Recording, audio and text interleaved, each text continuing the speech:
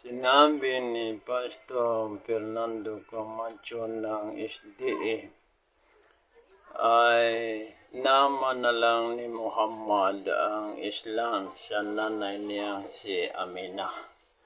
So, hindi po totoo ang sinabi ni Pastor Fernando. Dahil ito ay nakalap lang ni Pastor Fernando sa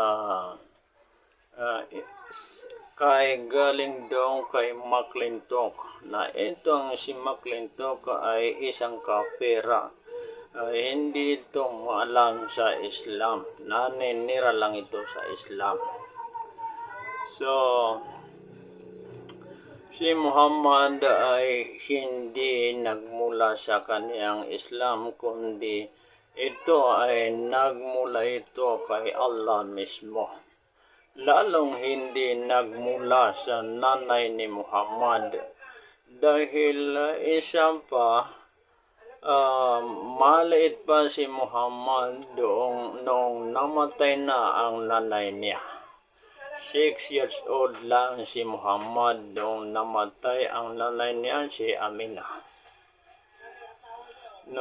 Tapos si Muhammad ay ipinalaganap niya ang Islam noong naging propeta siya na ang edad niya ay 40 years. Ang unang ibinaba sa kanya ay yung talata sa Quran na Iqra bismi rabbikal ladzi khalaq.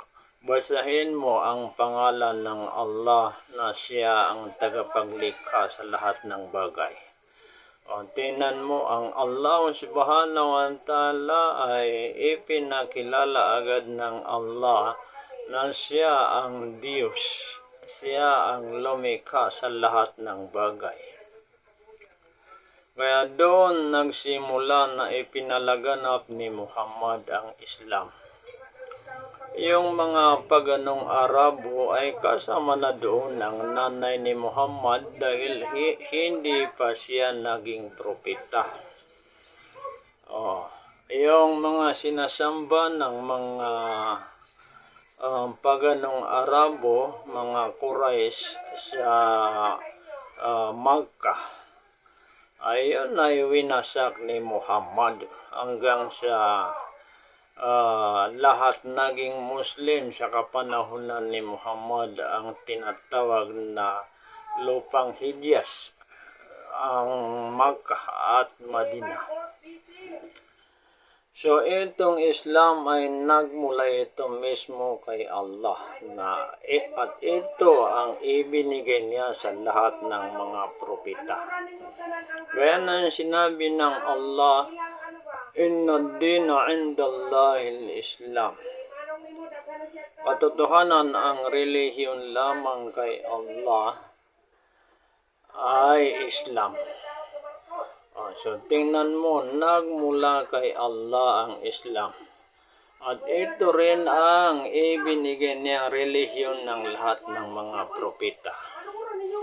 Mula kay Adam, Propeta Noah, Propeta Abraham, Propeta Moises, Propeta Jesus, lahat ng mga propeta ay sila ay nabanggit sila sa Quran na sila ay mga Muslim. Wa nahnu lahu muslimun, sila ay sumasaksi na kami ay mga Muslim. Gaya rin ang sinabi ng Allah dito sa Quran 16:36. Sinabi ng Allah, "Walaqad ba'athna fi kulli ummatin rasulan ay abudallaha wajtanibut tagut." Katotohanan na aming isinugo ang mga propeta sa iba't ibang mga lugar at bawat mga tao sa nagkasunod-sunod na panahon ay abudallah, ang itinuturo nila ay sambahin niyo ang Allah, wajtanibut tagut, at layuan ninyo ang mga Diyos-Diyosan. Yung mga propeta ay pinipigilan nila yung mga tao na huwag silang sumamba sa mga rebulto o kaya mga Diyos-Diyosan, kundi ang sambahin nila ay ang Allah. Walang iba kundi ang Allah. Gaya ni Prophet Abraham ay winasak din niya yung mga rebulto, Nimrod, mga rebulto ng mga tao sa lugar niya. So, Islam lahat ang mga propeta. So, hindi ito naman na lang ni Muhammad itong Islam doon sa nanay niya dahil ang nanay niya ay hindi pa siya Islam sa kapanahunan niya. So, itong nakalapan ni Pastor Fernando Camacho ay isang kafir lang ito na si McClintock. Wala kasing pangalan ng Muslim na McClintock. Wala. Halata ang mga pangalan ng mga Muslim. Gaya ng mga pangalan ng mga Muslim ay iginagaya sa mga pangalan ng mga propeta. Maririnig mo ang may pangalan na Adam, Noah, o kaya Ibrahim, Musa, Isa, mga pangalan ng mga propeta. O kaya Muhammad, laging may kadugtong na Muhammad, o kaya Abdul, may kadugtong na Abdul Malik, Abdul Aziz. So, yan ang pangalan ng mga Muslim. So, walang McClintock.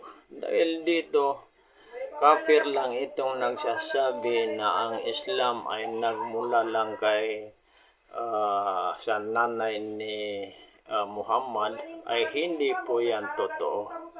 Lahat ng Muslim sa buong mundo, mahigit 2 billion ngayon ang Muslim sa buong mundo, ay lahat kami naniniwala na ang Islam ay nagmula kay Allah, hindi lang nagmula kay Muhammad, at lalong hindi nagmula lamang sa nanay ni Muhammad.